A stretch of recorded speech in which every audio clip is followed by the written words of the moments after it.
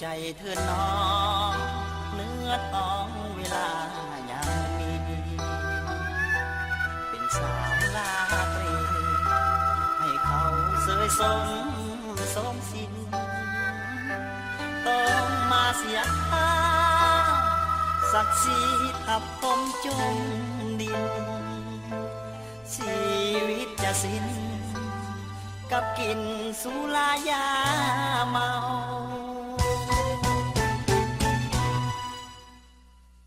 เจ้าเอาห่างกายถวายแล้วเอาเงินราว่าจะได้มามันซ้ำกุลาบเศร้าบ่มีไผผู้หัวใจข้างในหนักเบายิ้มกับความเศร้าแลกเอาเงินที่ต้องทรัพย์สินได้มาบ่คุ้มค่ากับสิ่งเสียไปพ่อแม่เลี้ยงใหญ่กลับมาบรรลัยเผาผลาญชีวิตสาวบ้านเกิดมาเพื่อบริการอยู่อย่างทรมานหรือความต้องการเต็มใจ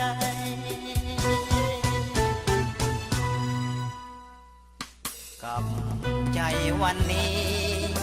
น้องยังมีความหวังถึงน้องพาทางให้เป็นดังเส้นฝันไปยังหลอกฝันตาให้น้องกับใจให้เป็นคนใหม่คอยผัดใสจากความโศก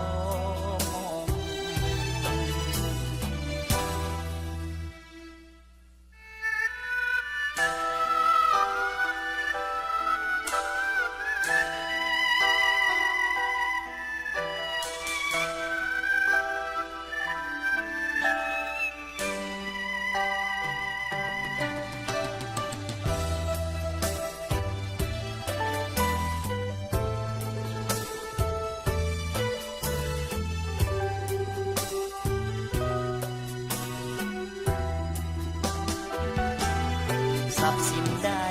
มาบ่คุ้มค่ากับสิ่งเสียไปพ่อแม่เลี้ยงใหญ่กลับมาบรรลัยเผาผลาญชีวิตสาวบ้านเกิดมาเพื่อบริการอยู่อย่างทรมานหรือความต้องการเต็มใจ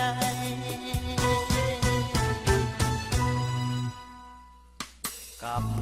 ใจวันนี้น้องยังมีความหวังถึงน้องพาทางให้เป็นดังเส้นฝันไปยังหลอกฝันตาให้น้องกับใจให้เป็นคนใหม่คอยผัดใสจากความโศก